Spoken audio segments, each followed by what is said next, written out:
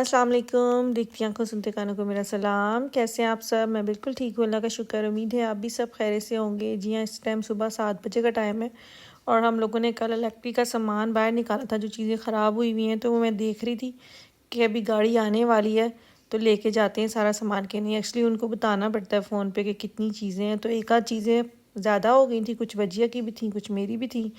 तो मैं यही देख रही थी कि जब आते हैं तो क्या वो लेके जाते हैं कि कुछ छोड़ जाते हैं। तो ये महीने में 2 बार जाता है, एक बार फर्नीचर या लकड़ी का कुछ हो सामान वो, और या फिर इलेक्ट्रिक का। तो आपको बस अपॉइंटमेंट लेनी पड़ती है उनसे। तो खैर शुक्र है ले गए थे। तो चलें जी, अब बच्चों को करते हैं रेडी। जा कहाँ रहे हो आप? बताता हूँ। बताओ फिर मुझे। एक इसकी कॉलर ठीक करनी पड़ेगी। वाटर, एक मिनट रुको रुको। आज मामा सही करती हूँ। चलो बस ठीक है, मैं बंद नहीं करना बटन इसका। अच्छा मुझे बताओ, जा कहाँ रहे? किसके साथ? लेकर के मुझे लेने क्या जा रहे हो? किंडर हाथ पर जाया। किंडर आज को क्या होया आपको जो किंडर आज पर जा रहे हो? अभी बाबा रेडी हो रहे हैं, अभी बैग नहीं पहनो। बताओ। हाँ हाँ जी, आपका चेकअप है, वैसे ही रूटीन मेरा चेकअप है। कैचअप है। कैचअप है आपका? नहीं, चेकअप। चेकअप है, अच्छा। मैंने कैचअप कैसे कह ली? आपके मुंह से निकल गया, आउस वज़न है। ये कैचअप। चेकअप उल्टू जुखम कहते हैं यहाँ पे तो है? मुझे नहीं बोला था कैचअप। अच्छे से करवाना, ठीक है? जो जो डॉक्टर कहेंगे और जो जो वो बताएं, पूछेंगे ना आपसे आइज़ में कि क्या क्या आपको नज़र आ रहा है, आपने बताना है उनको, ठीक है? क्योंकि पहले वो डॉक्टर ने कहा कि आहिल ने ठीक से नहीं बताया, उनको लग रहा है कि आपकी औगन ठीक नहीं है। लेकिन आपने अगर उनको नहीं बताना तो बाबा पास होंगे, बाबा को बता देना, ठीक है? कि आपको क्या नज़र आ रहा है, वो आपसे पूछेंगे, सही है? वो आंटी आपसे पूछेंगे, आपकी आंखों में वो ऐसे लगाएंगी, कुछ आपको चीज़ें नज़र आएंगी। वो यूं नहीं करेगा। नहीं, वो डॉक्टर अंकल बाद में चेकअप करेंगे, पहले आंटी एक आपका अल्ट्रासाउंड करेंगी। वो आपका ग्रोथ से देखेंगी, आपकी ग्विश देखेंगी। हाँ जो अभी बाबा तो रेडी हो जाए, नहीं रह दो। चले, मैं भी अपनी अपॉइंटमेंट भुगता के फिर घर आती हूँ, फिर देखते हैं।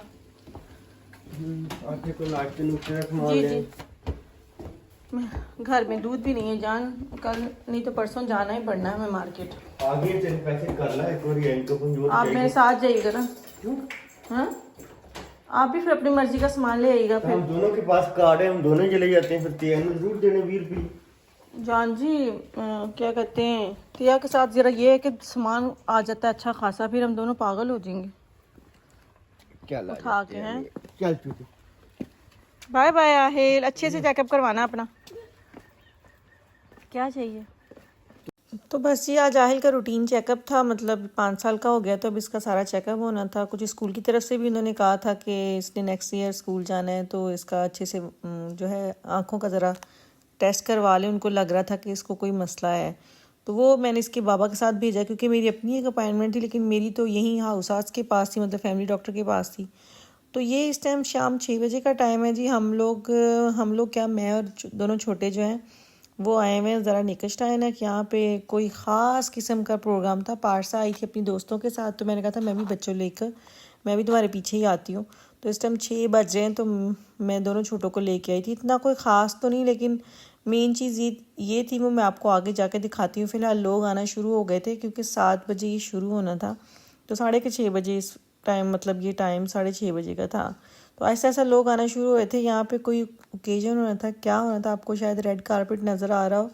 तो यहाँ पे ना, ये जर्मनी में अभी भी बादशाह और मलका और इस तरह का ना है, फैमिलीज़ हैं बहुत सारी। यहाँ पे बहुत सारे ऐसे किले हैं छोटे छोटे, जहाँ पे लोग अभी भी रह रहे हैं अपनी फैमिलीज़ के साथ, जो शुरू से ख़ानदानी तौर पे बादशाह और उनके बच्चे और उनके आगे से पोते पड़पोते वो हैं सारे। तो वो ये लोग हर साल इनका कोई होता है यहाँ पे फेस्ट, जिनमें ये 1-2 साल कोई रहती है नई प्रिंसेस, और फिर वो उसको आगे नेक्स्ट ईयर वो उसको किसी और फैमिली के किसी मेंबर को वो ताज पहनाना होता है। उनकी फैमिली से लड़ी चली आ रही है, तो वो अभी आपको मैं दिखाती हूँ। शुरू हो जाना है सारा काम।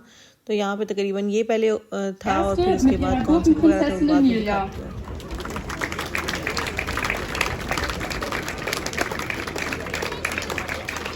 Die Hemmesbacher Wein- und Blütenkönigin Svenja die Erste mit ihren Weinprinzessinnen Emmy und Jenny.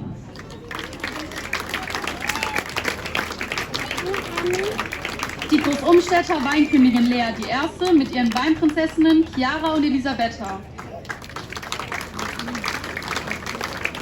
Die Lampertheimer Spargelkönigin Nadine die Dritte.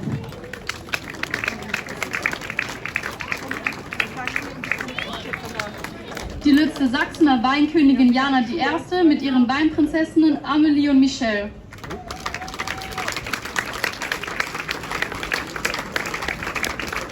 Die Rhein-Dürkheimer Rheinperlenkönigin Laura die Dritte mit ihrem Rheinperlenprinzen Elias.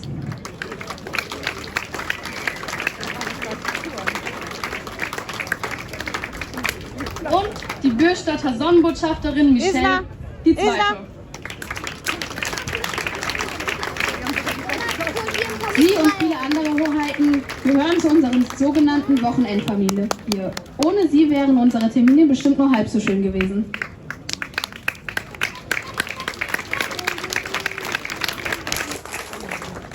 Zu guter Letzt vielen Dank an meine Großeltern, dass wir dieses Jahr unseren Hoheitenempfang im Restaurant zum Amtmann machen durften. Ich glaube, alle haben sich bei euch sehr wohl gefühlt.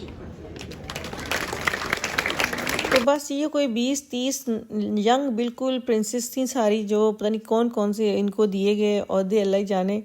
तो खैर उनको किसी को ताज पहनाया जा रहा था, किसी को वो जो गले में आपको नज़र आ रहा दुपट्टा सा वो पहनाया, उनको अलग अलग उस पर लिखे हुए थे।